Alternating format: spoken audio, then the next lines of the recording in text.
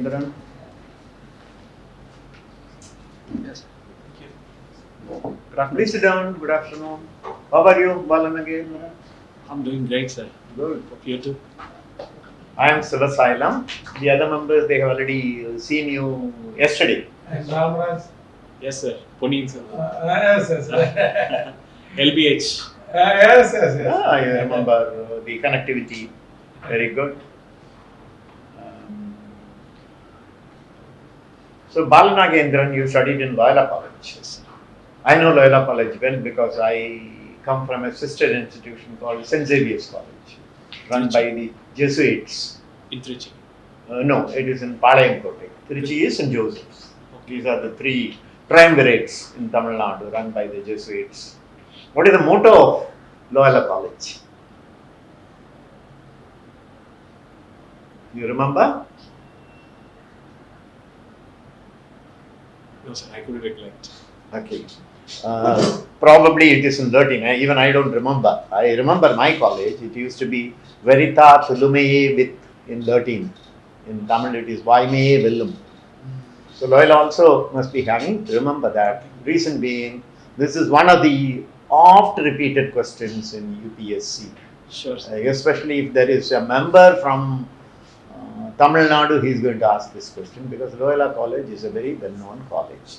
Now in college you studied BCom. Yes. And your specialization was marketing. Yes, sir. Marketing, as I see today, is entirely different orientation, where the seller doesn't see the product, the buyer doesn't see the product, and the sales are made. See, normally, at least the seller will see the product before he sells. Yes. Or in most cases, the buyer also will see, then only the sale is completed. But today's market, the orientation is so different that neither the buyer nor the seller physically sees the product. How did this transformation take place? Can you tell me? Yes, sir. Because of the rapid growth of technology and at the same time disruption of technology, both the things have played a pivotal role in changing the promotional pattern, which made even we need not have to contact the producer to get what we want from the producer itself. Let me give you an example that Ola and Uber. Let's consider it as a market brand. It's a brand. We don't know where the company is. We don't know how to meet someone for a grievance, but still we use Ola and Uber for rides. And that's how the promotional patterns have worked. So you said it is the rapid advancement of technology and disruption. Yes, sir. Good. Both. I think these 2 points are well brought out. But do you think the market will remain the same like this, or there could be further transformation? I predict that this will change substantially, sir. Because we have started from the electronic goods, then it has gone to books, like by means of Flipkart and Amazon. Now slowly they are entering into food products. And I feel that with the growth of Industrial 4.0 as we speak nowadays, the market is not going to be the same. So the marketplace has expanded without physically placing the goods. Yes, sir. So market is being redefined today. Yes, sir. Good. So Bala Nagendran. So you were talking about Ola and Uber. So what is gig economy? GIG, gig economy. Sorry, sir. You were in So India, because of you were saying the disruptive technologies have changed the Indian market scenario. But we want the present government, it is in favor of the Vedic era tradition. So how do you counter those two things? Yes, sir. I would like to respond in two aspects. On one hand, the government is trying to highlight the cultural ethos by means of citing the Vedic traditions that we possessed in the past, and also to assert the rich heritage of India. And on the other hand, this government is the one that functions towards digitization. Actually, as a person who firmly as a person who completely relies on technology, I must say that I feel more accessible nowadays than the previous era. So is it not disturbing the relations between people? Yes, speaking from the rational aspect, of course, it has even widened the borders of interaction between the people. Even the families have become silent. Everybody have a smartphone and they interact by means of WhatsApp family group. Unfortunately, they are unable to interact in the family. But on the other hand, it is up to us on how to use the technology. It is nothing but a two-edged sword. So is it valid to say that it is disruptive technologies rather than the constructive technologies? Why is it said disruptive technologies? Actually, as I've said, disruption of technology. Are you asking from that? Yeah. Why wasn't named as constructive technologies? Yes, technology, in any sense, is known for constructive purposes. Whatever technology that we take, even from the ancient first technological finding called wheel to today's artificial intelligence, everything is for good purpose. It is up to the hand that uses that technology that determines the purpose. Okay. So you are a public administration student, right? Yes. So how do you look this railway services merger? Is it good or is it bad? Are you referring to the merger of railway No, budget? no, not the railway budget. Regarding the services, Indian Railway Services. There's a restructuring in restructuring. You have not heard about it. Indian Railway Management Service. They have made Indian Railway Management. Sorry, sir, I'm yet to be aware. Okay. I will get it sure. All right. So how is the keyboard different from piano? Yes, sir. To be exact, keyboard is the compilation of various sounds put together. Keyboard is a name given to an instrument through which we can replace all the instruments except these percussion instruments. But piano has a specificity. It has its own veracity. It is unique, and keyboard has nothing unique in it. What uniqueness does piano have? The sound itself. Piano makes us feel.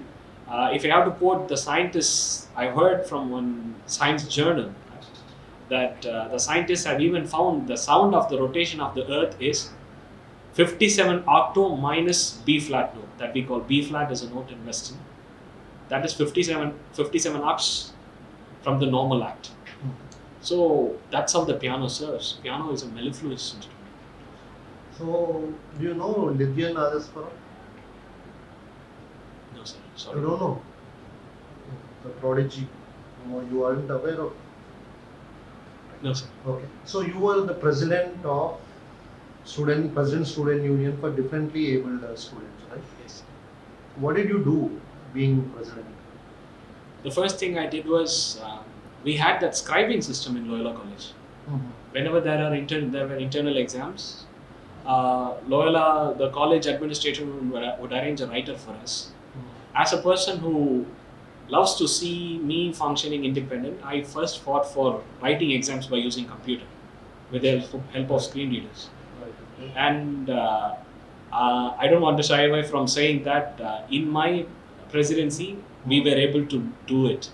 And in the year 2009 and 10, we were writing our exams on our own without scribes. Very good, very good. So you were awarded excellence in leadership. Yes. So what were you awarded for? And that's because of the way we have made things possible in the student union. That was the first time in Loyola College we had an inclusive student union. And next thing is that as the responsibility of a leader, I was able to coordinate people towards achieving what I've said in my previous response as an example. And the third point I would like to mention is that in my presidency, we have conducted the national level conference for information communication and technology to assert right to read. Reading should be my fundamental right was the proposal made. That was the first time in the history of India Right. it has happened.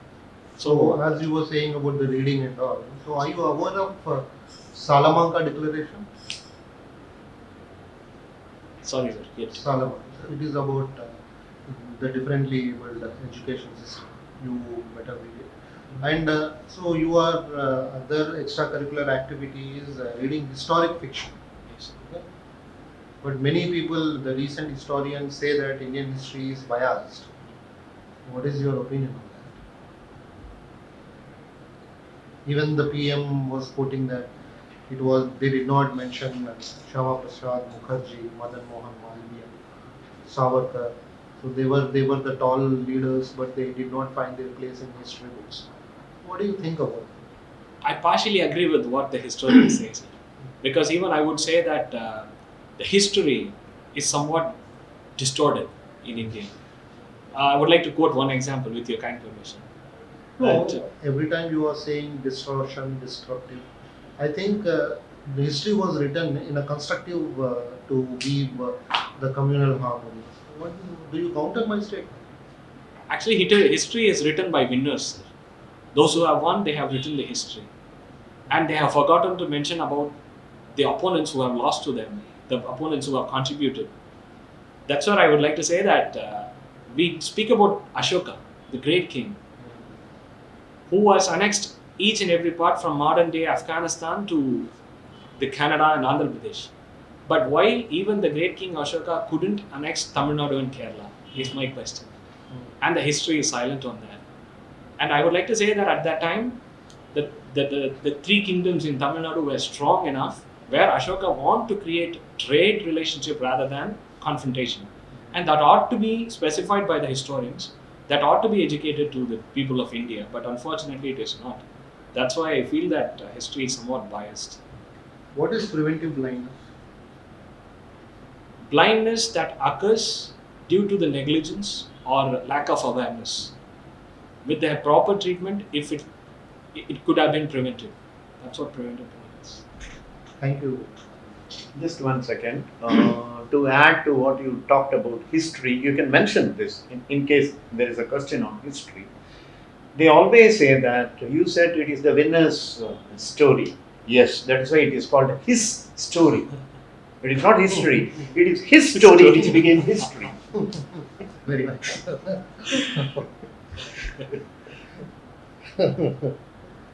Yeah, please. Bala, sir. Yes. Good evening. Good evening. Once sir. again, we are meeting. I'm glad. Thank you.